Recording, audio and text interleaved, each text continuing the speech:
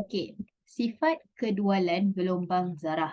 Okey, ataupun wave particle duality. Dia macam ni. First kita kena faham bahawa gelombang dan zarah ada ciri-ciri dia sendiri.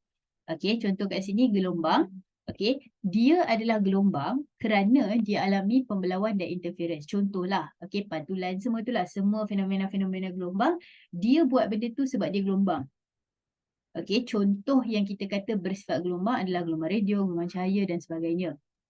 Okey, zarah pula dia kena ada momentum dan tenaga kinetik. Maksudnya dalam kepala kita kena faham dua benda, gelombang dan zarah. Gelombang ada kerja dia, maksudnya ada sifat dia, pembelauan, interference, patulan, perbiasan.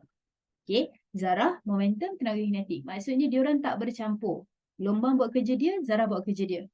So, guli elektron dikatakan bersifat zarah. Kenapa? Sebab dia seketun-seketun. Okey, dia ada jisim. Jadi dia boleh ada momentum, dia boleh ada tenaga kinetik. Jadi ingat gelombang kerja dia adalah buat pembelauan, tapi bukanlah buat pembelauan, tapi dia boleh buat pembelauan, pembiasan, interference dan sebagainya. Zarah pula ada momentum dan tenaga kinetik.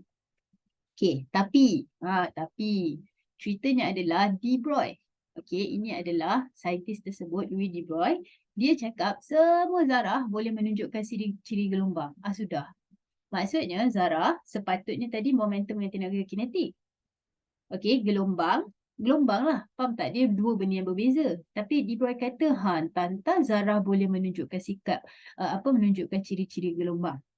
Okay, so orang buatlah eksperimen. Ialah macam kita tak boleh percaya je, kita kena buat eksperimen. Jadi, eksperimen ni adalah eksperimen dui celah dengan cahaya. Okay, maksudnya kalau korang ingat dalam form 4, okay, chapter interference, bab 5, okay, korang belajar pasal eksperimen dui celah yang.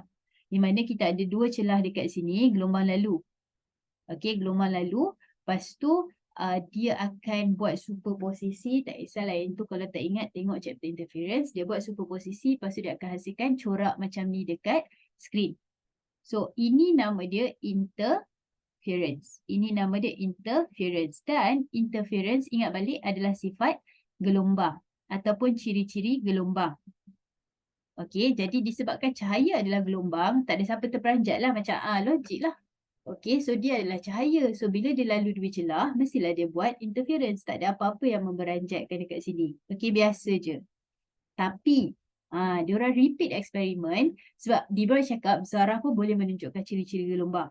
So, diorang buat lagi sekali eksperimen tapi kali ni dia buat dengan elektron. Yang mana elektron tu adalah sejenis zarah.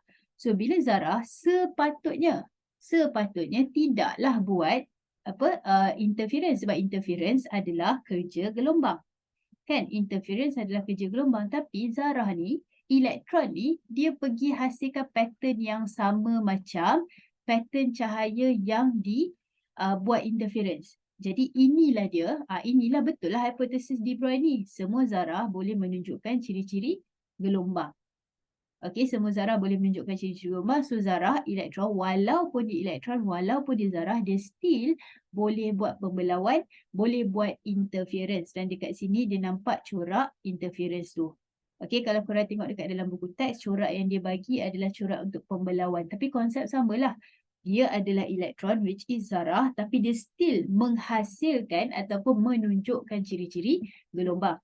Jadi dari situlah datanya perkataan dualiti gelombang dan cahaya tu. Okey, sifat kedualan tu sebab dua-dua pun dia. Okey, gelombang pun dia. Okey, zarah pun dia tunjuk juga. Okey, jadi sekarang ni apa aplikasi dia? Aplikasi dia adalah mikroskop. Okey, sebab sebelum ni kita guna mikroskop cahaya.